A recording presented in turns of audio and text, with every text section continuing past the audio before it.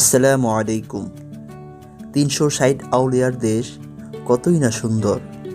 শাহজালাল শাহপরান রহমতুল্লাহি আলাইহি এর পদধূলির বরকতে মহান আল্লাহ সুবহানাহু ওয়া তাআলা কত সুন্দর করেই না সাজিয়ে দিয়েছেন চায়ের রাজধানী সিলেটকে। আমাদের এই সফরটি শুরু হয়েছিল ২০২০ সালের ১৩ ডিসেম্বর ভোর ৬টা ২০-এ ট্রেন জার্নির মধ্য দিয়ে। ঠিক ৬টা ২০-এ পারাবত এক্সপ্রেস ঢাকা ছেড়ে সিলেটের উদ্দেশ্যে রওনা হলো। সকাল 10:30টার পর থেকেই আমরা উপভোগ করতে লাগলাম চায়ের রাজধানী সিলেটের অপরূপ সৌন্দর্য, যেন চা পাতার কাঁথায় আবৃত রেখেছে সিলেটে ভূমির সর্বাঙ্গে। হঠাৎ এক ঝলক দেখা মিলল একটি মাটির ঘর।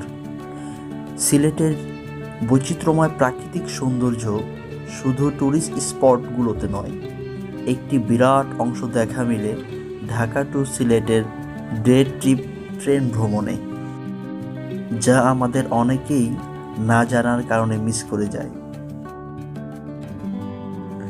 দুপুর 11:15টার দিকে আমরা পৌঁছাই সিলেটের সর্বোচ্চ সংখ্যক চায়ের বাগান শ্রীমঙ্গলে।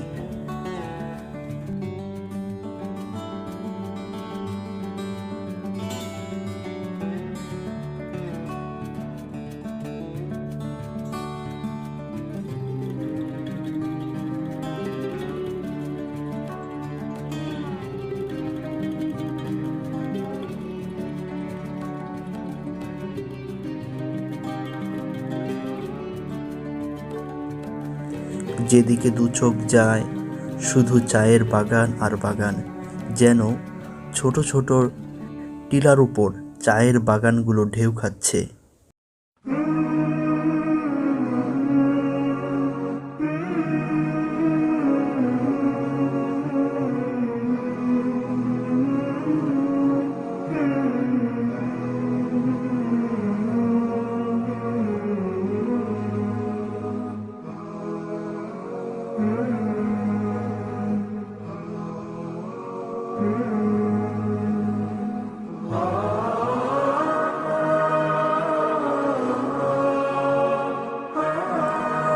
রেল লাইন ক্রসিংয়ের জন্য আমরা কিছুক্ষণ অপেক্ষা করার পর সিলেট থেকে একই সময়ে ছেড়ে আসা ট্রেনের দেখা মিলল আমাদের।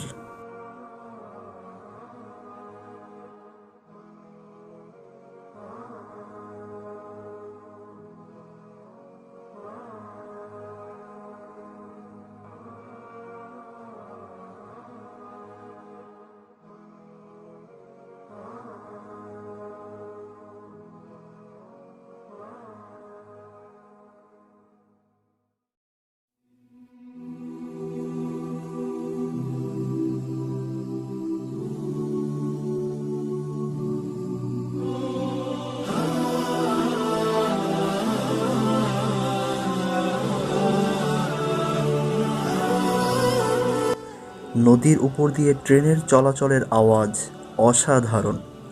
অপলক দৃষ্টিতে চেয়ে আছে আমাদের সানা ভাই।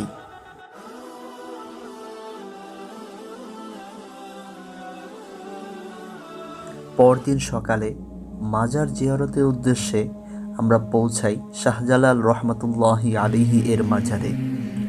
এই কবুতরগুলো ওনার সময় থেকে পালাক্রমে বংশ বিস্তার করে পুরো সিলেট শহরে ঘুরে বেড়ায়। জালালি কবুতর নামে এরা পরিচিত।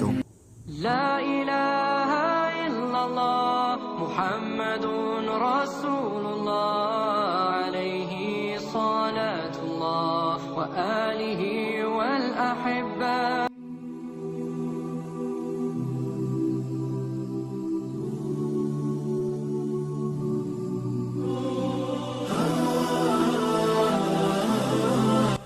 এই পুকুরটা মাজারের উত্তর পূর্ব কোণে অবস্থিত।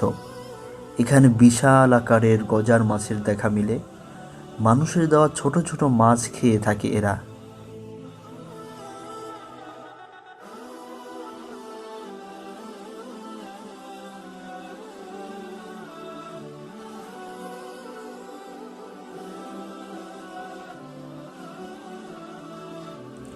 এটিই হলো শাহজালাল রহমতুল্লাহি আলাইহি এর ব্যবহৃত সেই ঐতিহাসিক কূপ।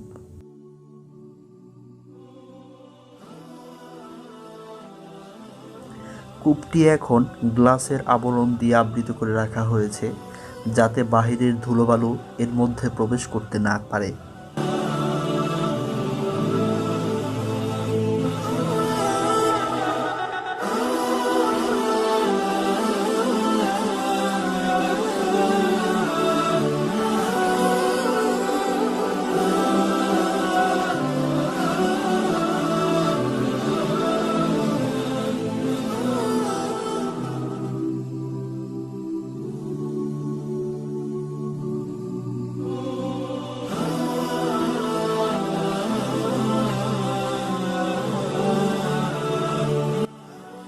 এরপর আমরা চলে আসলাম সৈয়দ চাশনিপীর রহমতুল্লাহি আলাইহি এর মাজারে।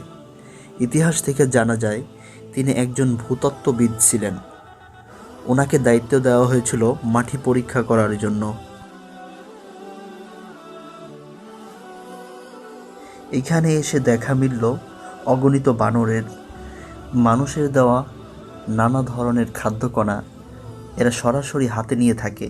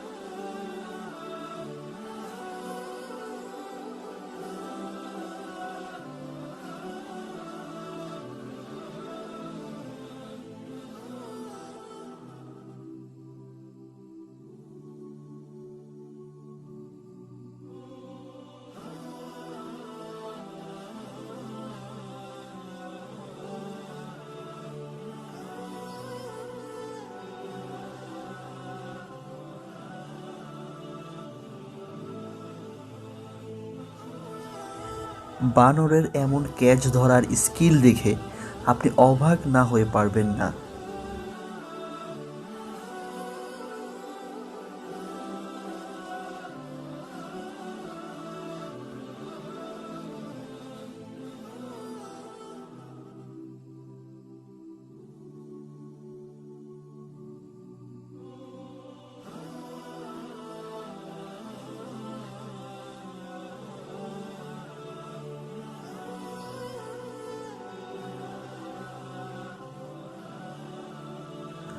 অবশেষে চলে আসলাম ঐতিহাসিক কিন ব্রিজে।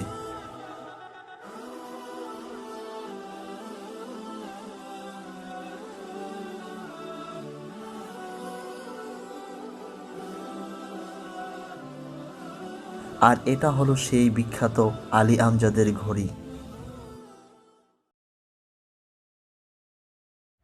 এটা হচ্ছে সেই কিন ব্রিজ এবং তার নিচে হচ্ছে আলী আমজাদের ঘড়ি কর্নারে, এবং এটা হচ্ছে সিলেট সার্কিট হাউস। আছে অনেক সুন্দর প্লেস, ভালো লাগে দেখতে।